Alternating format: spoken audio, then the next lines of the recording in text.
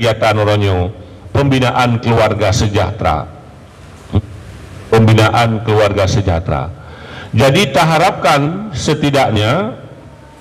setelah kegiatan ini beknali urang mupaki ini orang kampung menasa mesti punya bahasa lu nak berapa no kasip namge tidodro sabah-sabah rumah gabu dengan imum bek ni tambah li ketujuh sebab tugas tengku imum berat. Mana berat tugas kecil? Bila nak tanya Mbak Long, lebih berat tugas tengku imum. Bahkan rata thago roh yang yang bisa tak terkedi dia berah.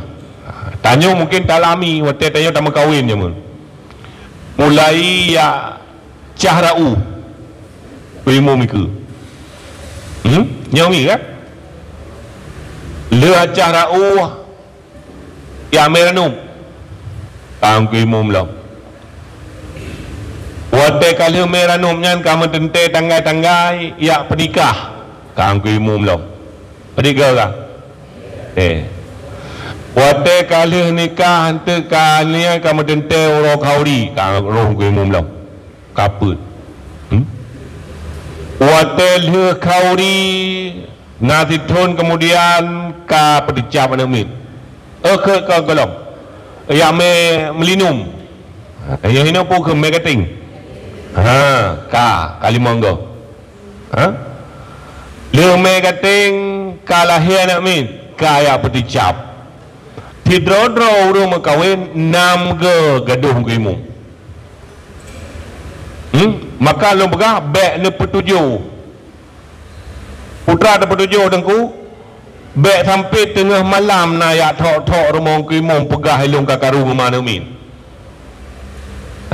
nyan kam tamah bun imum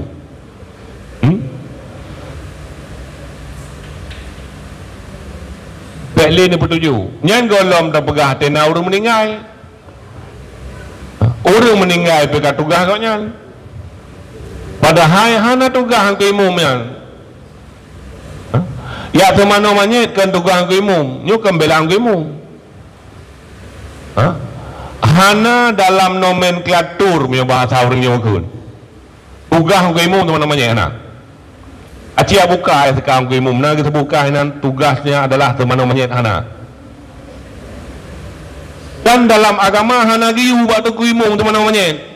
ilu hana malim lu hana patin bedah ya dia babi nak ada yang tu hana lam agama giu cuma namanya nyan pada imum hana nyan dia ya tanya juga pernah kepal kedih utama lengah pak mudi ya bedah jawab bu mudi ada yang nah hana so si tugas sama namanya nyan tugas keluarga meninggal ya yang semana so ane perumoh meninggal perumoh yang semana so ane perumoh cuma karena hanjut ke draw tu pupah nyo le tayu pada imum tak caruk lo imum nyen yok pen 12 be Allah Rabbi tentang 12 be yu teman namanya mentaba pada temir behind tim tiba honda pada temir tim ne hana maka lu bekah bono be tamah buang imum be tamah buang imum hayang tu yang kalau ada begah undang bakawri undang bakawri kau yang kagak tiji taka dia berdoa korusi katanya dia berdoa terima kasih dia ke gaji 12 be cibulun